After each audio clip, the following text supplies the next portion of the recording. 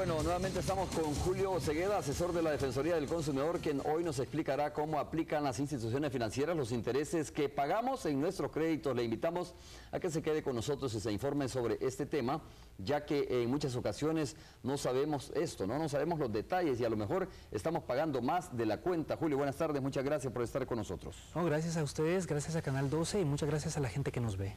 Julio, quizás la primera pregunta es ¿cómo se calculan estos intereses? Verás, tradicionalmente ha habido un sinfín de maneras en las cuales las instituciones financieras u otros que dan créditos van a ir calculando intereses, y la ley ha venido también dando las pautas de cómo corregir algunas prácticas. Una de ellas era que antes se calculaba intereses flat, es decir, que uno sacaba un interés a un plazo X y le cobraban por adelantado todos los intereses que uno iba a devengar, independientemente si uno pagaba antes o no.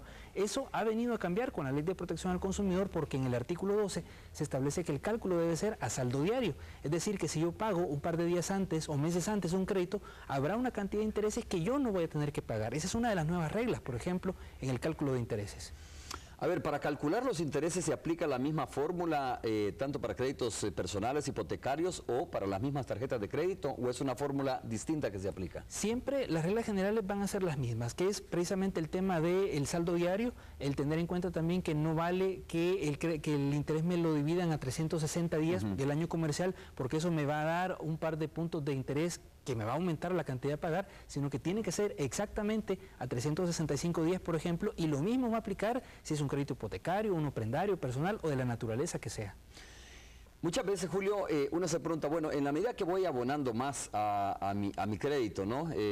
Al capital, ¿va disminuyendo los intereses o se mantiene la misma tasa de intereses? ¿Pagamos más de intereses o no? Ese es un comportamiento bien curioso que tienen los créditos. Normalmente, al inicio del plazo, yo pago más intereses y menos a capital. Hacia la mitad del plazo, pago más o menos lo mismo de intereses y capital. Y hacia el final del plazo, voy a ir pagando más a capital y menos a intereses. Eso es precisamente porque como se calcula saldo diario, si al principio yo tengo $1000 de saldo y me calculan un 1%, por ejemplo, yo voy a pagar $10 de esos 1000, pero al final del plazo, si a mí ya solo me falta pagar 100, por ejemplo, ya no voy a pagar los $10, sino que puede ser que solo pague $1 o $2 sobre esos intereses del capital que a mí me resta pagar. Por eso, si al final voy a pagar mucho menos intereses y bastante más a capital.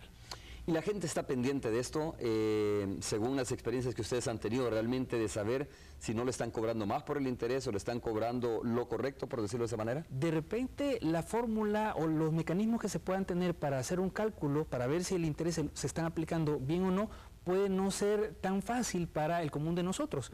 Por eso la Defensoría del Consumidor también en sus centros de atención, en los centros de solución de controversias, presta el servicio de hacer reconstrucciones de la cuenta. Si una persona tiene una duda legítima, mire, yo he estado pagando y no veo que esto me pero vale. La gente debería de aprender también a calcular el interés que le están cobrando. Lo ideal es que uno aprenda, no necesariamente es algo muy complejo, uno puede llamar a 910, teléfono amigo de la persona consumidora, para tener esos tips, pero independientemente las personas pueden acercarse a la Defensoría, nosotros podemos revisar con las facturas, con los recibos que la persona tenga, podemos ir revisando si se han ido aplicando bien los intereses, si el cálculo está bien y cuánto es lo que le corresponde pagar en cada momento.